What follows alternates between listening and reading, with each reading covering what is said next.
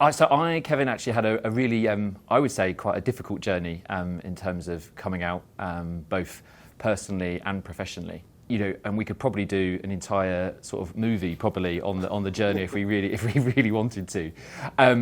But I grew up in Essex, so I am, it's fair to say, an Essex boy at heart. You don't have the accent there. Oh, I don't know how I feel about that. And so I left Essex, maybe it rounded off when I was at university, left Essex and went up to university up in Nottingham, where I was like, wow, this is diverse, this is different, this is a bit different to what I was used to. And obviously once I graduated, came down to London to start work, and was then like, geez, no, this London really is diverse and very different. And it wasn't until my sort of early 20s post-university that I actually came out to most of my friends. And then I went through a period of actually then needing to tell my family, and then I hadn't told my family, and I set myself a deadline that by 30 I had to tell them.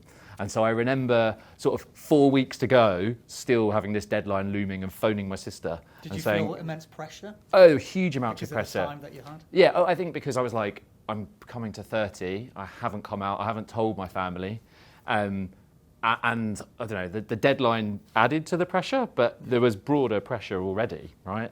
In telling them, and so I remember phoning my sister and like, we have to go, we're going to meet up, and she's like, we never do this. Like, this is a bit strange.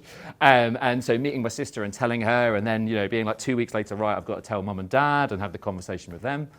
And so then but that was all fine.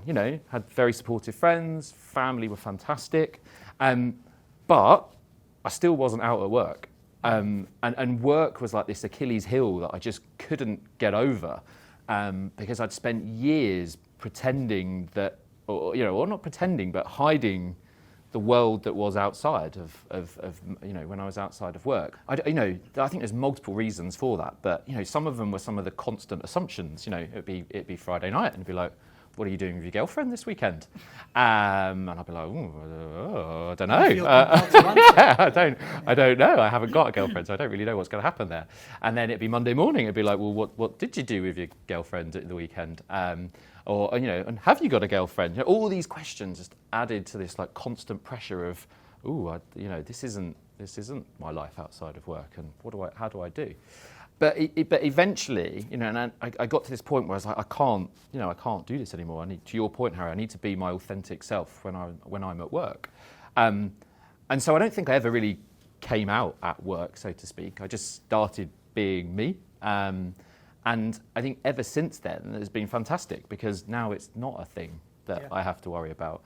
And it's fantastic that, all of my team, my colleagues, the people around me just know who I am, what I do, where I go, and we can just have that conversation and dialogue.